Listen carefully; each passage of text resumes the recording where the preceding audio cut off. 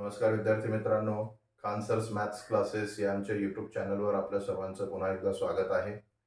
मागडल्या काही लेक्चर्समध्ये आपण 10th ट्रिगोनॉमेट्रीसाठी आवश्यक असणारा बेसिक भाग जो 9th स्टँडर्डला बिलॉंग करते हा डिस्कस केला होता. यामध्ये आलेल्या बेसिक कंडिशन्स, फॉर्म्युले यांना आपण डिस्कस केलं होतं. आता ज्या विद्यार्थ्यांना हे फॉर्म्युले कसे डिटरमाइन झाले हे बघायचं आहे, या विद्यार्थ्यांनी 9th जी आम्ही सुरू करत आहोत ट्रिगोनॉमेट्रीची ही रेफर करा. आणि 10thच्या पॉईंट ऑफ व्ह्यूनं ज्या विद्यार्थ्यांच्या पुढच्या 2 महिन्यामध्ये परीक्षा आलेल्या आहेत या विद्यार्थ्यांसाठी आम्ही या सर्व डेटाला शॉर्टकटमध्ये कलेक्ट करून सर्व फॉर्म्युलेज आमच्या टेलिग्राम चॅनलवर अपलोड केलेला आहे. तर या लेक्चर्सच्या PDF नोट्स आणि रिस्पेक्टिव्ह मॅथमॅटिकल फॉर्म्स कलेक्टिव्हली एकत्रितपणे एका ठिकाणी भेटतील आमच्या टेलिग्राम चॅनलवर. तेव्हा आमच्या टेलिग्राम चॅनलला ज्याचं लिंक इथं दिलेलं आहे, जॉईन करा. तर आज आपण 10th ट्रिगोनॉमेट्रीचा पहिला पॉईंट स्टडी आउट करणार आहोत. पहिला पॉईंट जो आपल्या अभ्यासामध्ये पुढे येणार आहे तो आहे relation between trigonometric ratios. Basically हा पार्ट आपण 9thमध्ये पण स्टडी आउट केला होता.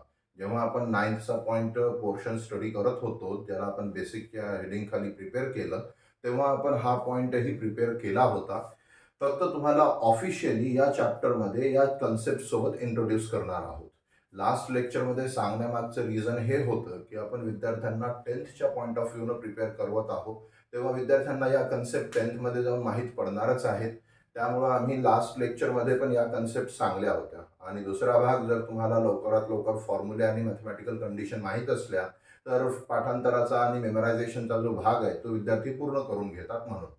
तर आता जो पॉईंट आपण बघणार आहोत आजचा, या पॉईंटमध्ये सगळ्यात आधी आपण रिलेशन बिटवीन ट्रिगोनॉमेट्रिक रेशोज पाहणार आहोत.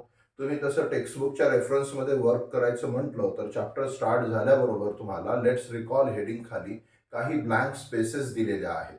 तर आजच्यासाठी तुम्हाला हे तुमचं होमवर्क राहील की तुम्ही ह्या ब्लँक स्पेसेसला फिल करायचं आहे आणि यामध्ये आलेल्या तुमच्या क्वेश्चन आणि क्युरीजला, तुमच्या कन्फ्युजन आणि प्रॉब्लेम्स जे असतील ते तुम्ही कमेंट बॉक्समध्ये विचारून घ्यायचे. चला मग ठीक आहे, पॉईंटला सुरू करूया आपण.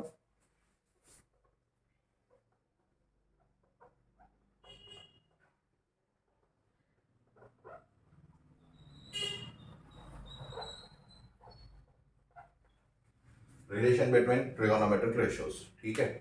ट्रिगोची ब्युटी ही आहे की ट्रिगोमध्ये नंबर ऑफ फॉर्म्स आहेत, नंबर ऑफ फॉर्म्युलेज आहेत आणि यांच्यातलं इंटर कन्व्हर्जन हे खूप इझी करून ठेवलेलं आहे.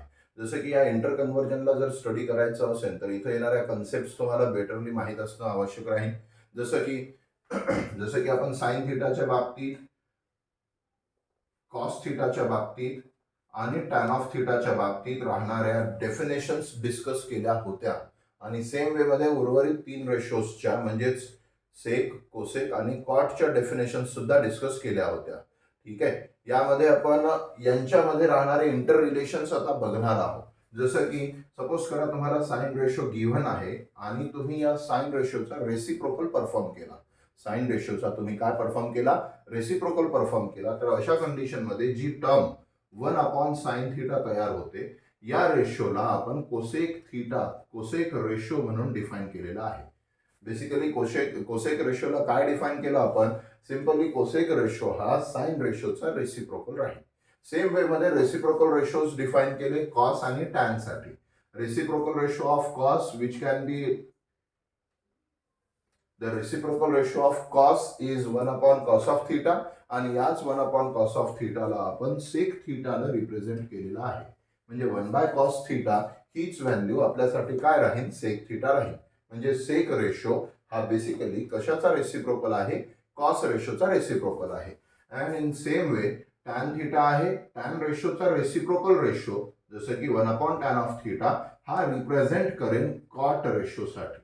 बस हे यांच्यातलं इंटर रिलेशन आहे जे तुम्हाला या पॉइंटमध्ये सगळ्यात आधी स्टडी आउट करायला दिलेलं आहे. ठीक आहे. आता या इंटर रिलेशनला आपण तसं विचार केला तुम्हाला जर आठवत असेल तर आपण लास्ट स्टँडर्डमध्ये जो बेसिक पाहत होतो 9thमध्ये, त्याच्याच बेसिक डिटेलमध्ये आपण या सर्व भागाला कंटिन्यू केलेला आहे. इथे तुम्हाला ऑफिशियली या पॉईंट सोबत इंट्रोड्यूस केला गेलेला आहे. ठीक आहे. आता राहिला भाग या रिलेशनच्या बियॉन्ड येऊन पुढच्या पॉईंटमध्ये आपण काय स्टडी करणार? रिलेशन बिटवीन द रेशोज आपल्याला माहित आहे. आता पुढे काय?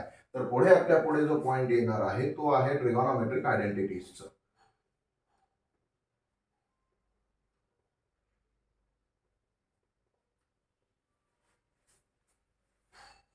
ट्रिगोनोमेट्रिक आयडेंटिटीज लास्ट लेक्चरमध्ये आपण अभ्यासल्या होत्या. त्या ट्रिगोनोमेट्रिक आयडेंटिटीजला आपण इथं प्रूफच्या फॉर्ममध्ये स्टडी आउट करणार आहोत. जसं की सपोज करा तुम्हाला एक राईट अँगल ट्रायंगल गिव्हन आहे आणि या राईट अँगल ट्रायंगलसाठी तुम्हाला एक पर्टिक्युलर अँगल थीटा डिफाईन करून दिलेला आहे.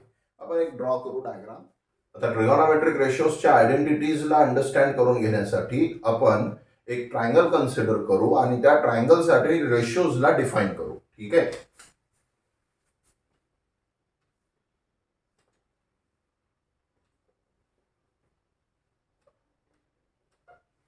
सपोज करा हा ट्रायंगल एबीसी आहे with angle C of measure theta degree. Okay. या अँगल सी साठी ज्याचं मेजरमेंट थीटा डिग्री दिलेलं आहे आपण रेशोजला डिफाईन करू. We all do know the definitions. एकदम इनिशियली आपण पहिल्या लेक्चरमध्येच आपल्या रेशोजच्या डेफिनेशनला डिस्कस केलं होतं. आपल्याकडे 6 रेशोज आहेत. ओके. 6 रेशोजच्या डेफिनेशन आपण इथे लिस्ट आउट करू. फर्स्ट कंडिशन आहे साइन रेशोची, ज्याला आपण साइन ऑफ थीटा मध्ये ठेवतो आणि साइन थीटाची डेफिनेशन काय आहे? Opposite side divided by हायपोटेन्यूस. Opposite side काय आहे या अँगल थीटासाठी? एबी अपॉन हायपोटेन्यूस काय आला? एसी. दुसरा रेशो आपण डिफाइन करू कोसाइन रेशो, ज्याला आपण कॉस ऑफ थीटा म्हणू. या अँगल थीटासाठी कोसाइन रेशो. कोसाइनची डेफिनेशन काय आहे? Adjacent side divided by हायपोटेन्यूस. Adjacent side काय आली आपल्यासाठी? बीसी. आणि याला आपण डिवाइड करणार हायपोटेन्यूसनं, जो की असेल आपल्यासाठी अगेन एसी. नंतर आपण पॉइंट नंबर 3 म्हणजे थर्ड रेशो कडे येऊ. थर्ड रेशो मध्ये आपण tangent of angle theta define करणार. टँजंट ऑफ अँगल थीटा म्हणजे टॅन ऑफ थीटाची डेफिनेशन काय आहे? अपोजिट साइड आणि ऍडजसंट साइडचा रेशो. मग या अँगल थीटासाठी अपोजिट साइड कोण असेल? एबी. आणि ऍडजसंट साइड कोण असेल? बीसी. म्हणून आपण डिफाइन करू की टॅन ऑफ थीटा हा एबी डिवायडेड बाय बीसी इतका असेल. नंतर पुढे येणारे रेशोज आत्ताच आपण याच्या आधी जो पॉइंट डिस्कस केला त्यामध्ये आपण बोललो की रेसिप्रोकल ऑफ रेशोज बद्दल. ठीक आहे. साइन रेशोचा जर तुम्ही रेसिप्रोकल रेशो घेतला तर तो काय रिप्रेझेंट करते? तो cosec of the angle theta represent करते. कॉस रेशोचा जर तुम्ही रेसिप्रोकल घेतला तर तो काय रिप्रेझेंट करते? टॅन रेशोचा जर तुम्ही रेसिप्रोकल रेशो घेतला तर तो काय रिप्रेझेंट करते? हे आपण आत्ताच काही मिनिटापूर्वी डिस्कस केलेला आहे. तेव्हा आपण त्या कन्सेप्टचा यूज करू. जसं की आपल्यासाठी कोसेक काय राहते? साइनचा रेसिप्रोकल. या प्रत्येकाचा आपण रेसिप्रोकल डिटरमाइन करू.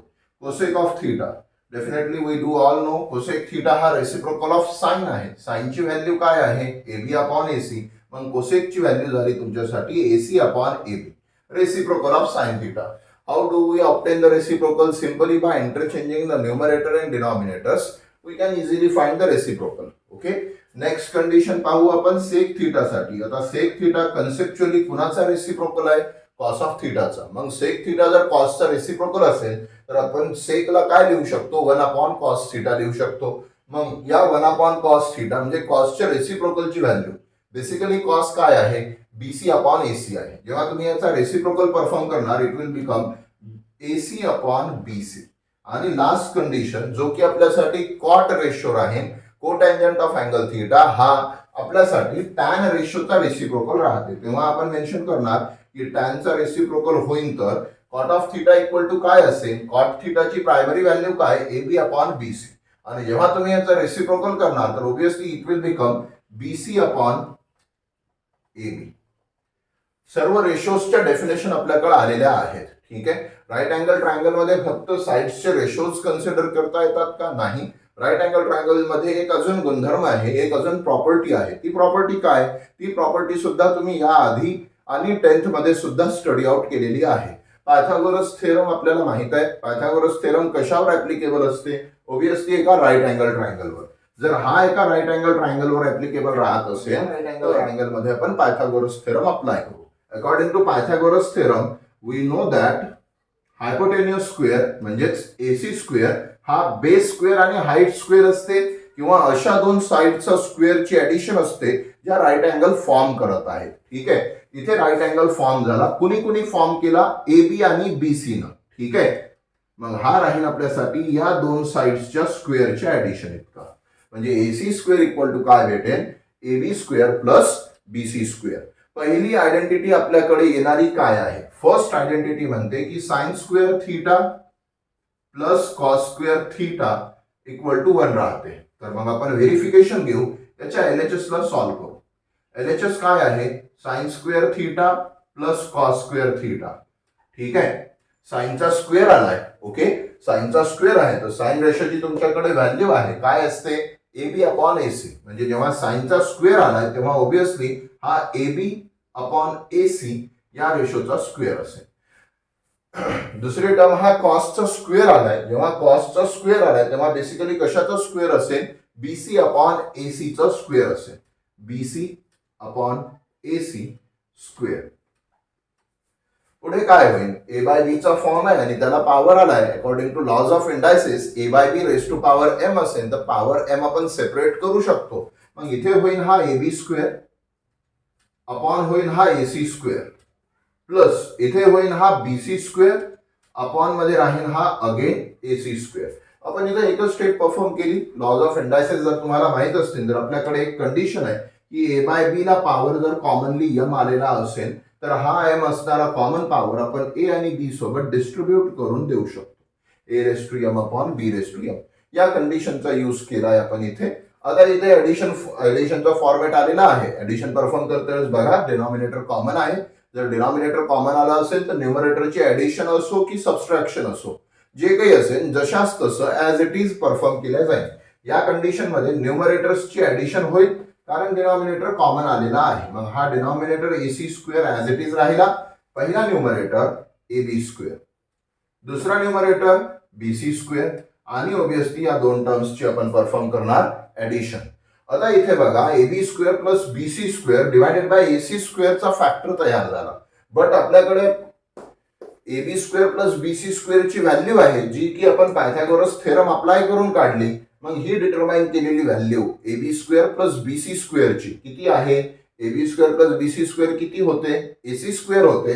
मग या AB square plus BC square ऐवजी आपण इथे पुट केला AC square. Again this whole term divided by AC square. Similar term आलेली आहे, इलिमिनेट होऊन जाईल, कॅन्सल होऊन जाईल आणि राहील 1. बट हाच 1 तुमची काय शो करते, RHS शो करते. म्हणजेच आपली पहिली आयडेंटिटी व्हेरीफाय होते की sine square theta plus cos square theta equal to काय राहते, 1 राहते. सिमिलरली तुम्ही तुमच्या पुढच्या identities 1 plus tan square theta equal to sec square theta आणि 1 plus cot square theta equal to cosec square theta यांनाही शो करू शकता. ठीक आहे, आता राहिला भाग पुढचा. सर्व आयडेंटिटीज आपण इथे प्रूव्ह करणार नाही. ऑब्विसली आपल्याला प्रॉब्लेम सेटवर जास्त फोकस करायचा आहे, टार्गेट करायचं आहे, प्रॅक्टिस सेट परफॉर्म करून घ्यायची आणि प्रॉब्लेम सेट सॉल्व्ह करून घ्यायचा. ठीक आहे, जो पोर्शन टेक्स्टबुक मध्ये गिव्हन आहे सॉल्व्ड एक्झाम्पल वाला, हा नंबर ऑफ टाइम्स असं होते की विद्यार्थी सॉल्व्ड एक्झाम्पल्सला इग्नोर करून टाकतात. काही ठिकाणी असं होते की टीचर सॉल्व्ड एक्झाम्पल घेत नाहीत, मग विद्यार्थी पण त्या एक्झाम्पल्सकडे बघत नाहीत. बेसिकली तुमचा पेपर हा विदिन टेक्स्टबुक राहणार आहे, तेव्हा तुमच्यासाठी सॉल्व्ड एक्झाम्पल असो, प्रॉब्लेम सेटचे एक्झाम्पल असो की प्रॅक्टिस सेटचे असो, हे इक्वली इम्पॉर्टंट आहे. ठीक आहे, तेव्हा सॉल्व्ड एक्झाम्पलला एक वेळेस बारकाईने वर्कआउट करून घ्या, काळजीनं परफॉर्म करून घ्या. ठीक आहे, आजसाठी तुमचं वर्क काय काय होत आहे. सुरुवातीला पहिल्याच फ्रंट पेजवर तुमचं राहणारं लेट्स रिकॉलच्या हेडिंग खाली दिलेल्या ब्लँक स्पेसेस बॉक्सेस फिल करणं हे पहिलं वर्क राहील. आणि दुसरं वर्क सर्व सॉल्व्ड एक्झाम्पल स्टडी आउट करणं हे राहील. आता सॉल्व्ड एक्झाम्पल जर स्टडी आउट तुम्ही करू शकले तर यापुढे आपण सरळ प्रॅक्टिस सेट. त्या ट्रायंगल ABC मध्ये एक अँगल आहे C जो थीटा मेजरचा आहे आणि या थीटा मेजरच्या अँगल C साठी साइन रेशोची व्हॅल्यू तुम्हाला गिव्हन आहे 4/5. मग या 4/5 व्हॅल्यू वरून तुम्हाला म्हटलं की रिमेनिंग रेशोजला फाइंड करा. आता इथं अशा एक्झाम्पलला सॉल्व्ह कसं केलं जाईल तर सर्वात बेसिकली सांगायचं म्हटलं तर तुम्ही अशा एक्झाम्पल मध्ये सिंपली ट्रिगोनोमेट्रिक रेशोज मध्ये असणाऱ्या आयडेंटिटीजचा यूज करणार. जसं की तुम्हाला माहित आहे की sine square theta plus cos square theta हा 1 होते. मग इथून तुमच्याकडे कॉस स्क्वेअर थीटाची काय व्हॅल्यू डिटरमाइन होते, 1 minus sine square theta. Cos square theta हा काय डिटरमाइन होईल, 1 मायनस साइन स्क्वेअर थीटा. आता साइन थीटाची जर तुम्हाला व्हॅल्यू माहित असेल तुम्ही साइन थीटा इथे पुट करा आणि कॉस थीटा डिटरमाइन करून घ्या. मग कॉस स्क्वेअर थीटा हा राहील 1 minus sine square theta will be 4/5 whole square, 1 minus 4 square 16, 5 square 25. आणि इकडे जर आपण क्रॉस मल्टिप्लिकेशन केलं तर 25 मायनस 16 ॲज इट इज राहिला divided by 25. 25 minus 16 will become 9 by 25. आता कॉस स्क्वेअर थिटाची जर व्हॅल्यू तुम्ही 9 बाय 25 काढत आहात तर मग obviously by square root on both side we can say that cos theta will become 3/5. आणि याच वे मध्ये तुम्ही राहिलेले सर्व रेशोज डिटरमाइन करू शकता. कशा प्रकारे? तुम्ही कॉस डिटरमाइन केला म्हणजे कॉसचा रेसिप्रोकल जर तुम्ही परफॉर्म केला तर तो सेक होऊन जाईल. तुमच्याकडे साइन आहे, साइनचा रेसिप्रोकल तुम्ही परफॉर्म केला तर तो कोसेक होऊन जाईल. आता साइन किंवा कॉसच्या रेसिप्रोकलला यूज करून तुम्ही टॅन किंवा कॉट काढू शकता. जसं की तुमच्याकडे एक आयडेंटिटी आहे 1 plus tan square theta equal to sec square theta और 1 plus cot square theta equal to cosec square theta. या दोन पैकी एक आयडेंटिटीचा यूज करा आणि रिमेनिंग रेशोजला फाइंड करा. जसं की सेक स्क्वेअर आहे, सेक हा कशाचा रेसिप्रोकल आहे? कॉसचा. मग जर माझ्याकडे कॉस थीटा 3/5 असेल तर यावरून मी म्हणू शकतो की येणारा सेक थीटा हा 5/3 असेल. मग सेक थीटाची जर व्हॅल्यू माझ्याकडे आहे तर मग सेक थीटा मी पुट करणार आणि टॅन थीटाला डिटरमाइन करणार. According to identity 1 plus tan square theta हा काय आहे? सेक स्क्वेअर थीटा आहे. म्हणजे टॅन स्क्वेअरची व्हॅल्यू काय होईल? सेक स्क्वेअर थीटा मायनस 1 होईल.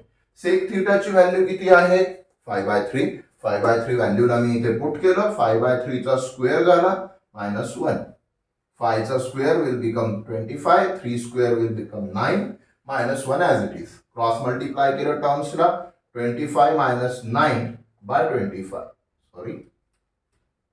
By 9. 25 minus 9, it will become square root. We can say that tan theta will become 4/3. आता tan theta 4/3 आलाय तर टॅनचा रेसिप्रोकल काय होते? आपल्यासाठी टॅनच्या रेसिप्रोकलची व्हॅल्यू कॉट आहे. मग मी या टॅन रेशोवरून इझिली कॉट रेशोला डिफाइन करू शकतो की कॉट ऑफ थीटा हा किती आहे? 3/4 आहे. अशा प्रकारे आपण एका सिंगल रेशोचा यूज करून सर्व रेशोजला डिटरमाइन करू शकतो. ठीक आहे, फॉर्मॅटवर लक्ष ठेवा. या पोर्शन मध्ये सध्यासाठी आजसाठी तुम्ही फक्त सॉल्व्ड एक्झाम व्हिडिओच्या अपडेट्ससाठी आमच्या चॅनलला सबस्क्राईब करा, लाईक करा, बेल आयकॉनला प्रेस करा, ज्यामुळे तुम्हाला येणारे नोटिफिकेशन्स मिळतील आणि कोणताच व्हिडिओ तुम्ही मिस करणार नाही. सर्वात महत्त्वाचं आपल्या फ्रेंड्स सोबत, मित्रमैत्रिणींसोबत हा आमचा व्हिडिओ, आमचं चॅनल शेअर करा आणि उद्यापासून स्टार्ट होणाऱ्या फर्स्ट प्रॅक्टिस सेटच्या प्रिपरेशनसाठी स्वतःला प्रिपेअर करून घ्या.